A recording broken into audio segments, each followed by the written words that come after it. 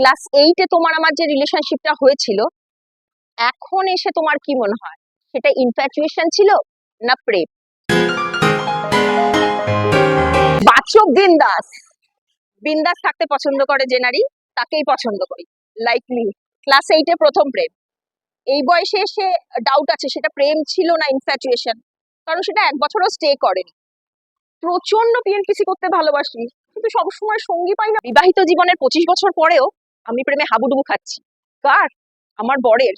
আমার জীবনটা নিয়ে আমার প্রচন্ড লোভ, মানে বারবার করে আমার যে জীবনটা আছে সেটাকেই আমি বারবার ফিরে পেতে চাই।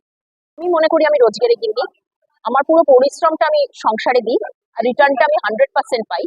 টাকায় নয়, ভালোবাসায়। আমার দরকারও পড়বে না, তার কারণ আমার বরের প্রেমে আমি প্রচন্ড ভাবে হাবুডুবু খাচ্ছি। আর যদিও বা কোনোদিন করি, জানবে যে আমার বর কারোর সাথে পরকিয়া করছে, ওকে জ্বালানোর জন্যই পরকিয়া করবো। একা থাকলে আমি ক্রিয়েটিভিটির মধ্যে ডুবে থাকি। সেটা জুয়েলারি মেকিং হতে পারে, কুকিং হতে পারে, আমার আলমারি গোছানো হতে পারে, শাড়ি বাছাই করা হতে পারে। গোড়ালিটা লাল হবে, রিচটা চওড়া হবে, লোমো সাত হবে, আর দাড়ি কাটলে সবুজ হয়ে থাকবে গাল।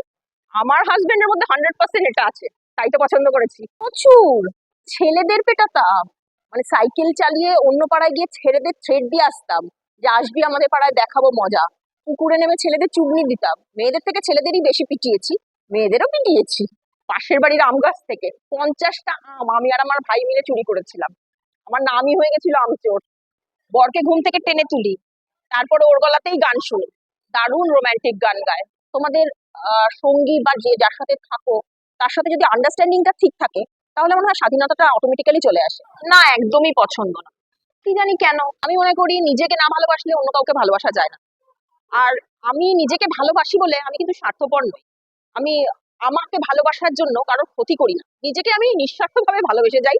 তার জন্য সবার উপকারও হয়, ক্ষতি কারোর হয় না। শেষ জীবনটা আমি পাহাড়ে কাটাতে চাই, বারবার আমার বরের প্রেমে পড়বো। ও আমার যা আবদার রাখে না, এই যে মনে আমি 18 এখনো, সেটা আমার বরের জন্যই। আমি দেবজানি, আমি হোম মেকার।